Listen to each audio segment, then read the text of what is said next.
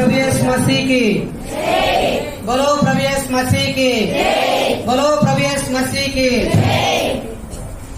మేఘన వాళ్ళ కుమారుడికి మరి నామకరణము చేయబడుతున్నది కాబట్టి బిడ్డ కోసము అందరం కలిసి ప్రార్థన చేద్దాము.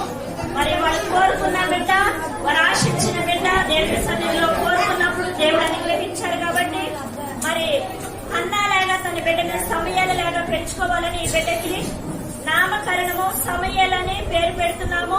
సమయాలలాగా పెంచాలని ఆశపడుతున్నాము. కాబట్టి ఈ నామకరణం కొరకు ఐగా ప్రార్థన చేస్తాను.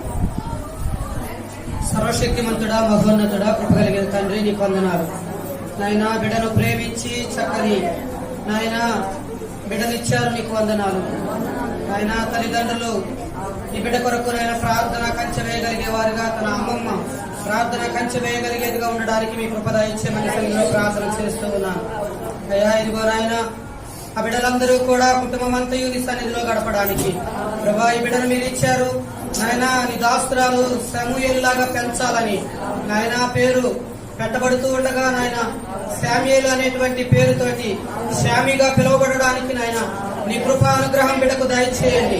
మీ సిలువ రక్త ప్రోక్షణ దయచేసి బిడ్డ ఎదుగుతూ ఉన్నప్పుడు మంచి ప్రవక్త కాగలుగునట్లుగా నాయన మీ బిడ్డల యొక్క ఆశల మేరకు నాయన ఈ బిడ్డలను పెంచుకోగలిగేటువంటి జ్ఞానంతో తల్లిదండ్రులను వారి వెనుక ఉన్నటువంటి సంఘమంతయు కలిసి ప్రార్థించగలిగేటువంటి కృప దయచేసి మీరే మహిమ పొందమని క్రీస్తు నామమున అడుగుచున్నాను తండ్రి, ఆమేన్.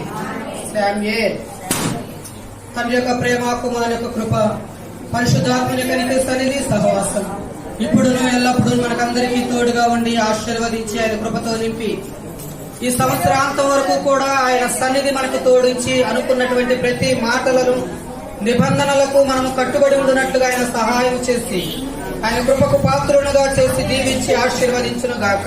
ఆమేన్.